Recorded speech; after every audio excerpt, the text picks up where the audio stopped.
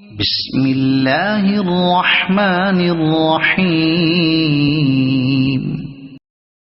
سبح اسم ربك الأعلى الذي خلق فسوى والذي قدر فهدى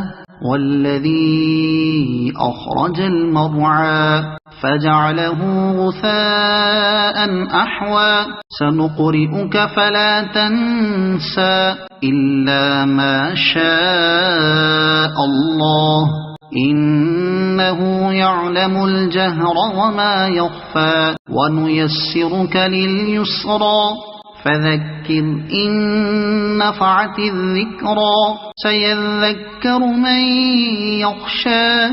ويتجنبها الأشقى الذي يصلى النار الكبرى ثم لا يموت فيها ولا يحيا قد أفلح من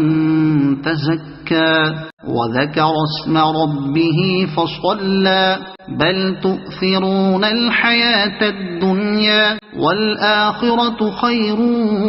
وأبقى إن هذا لفي الصحف الأولى صحف إبراهيم وموسى صدق الله العظيم.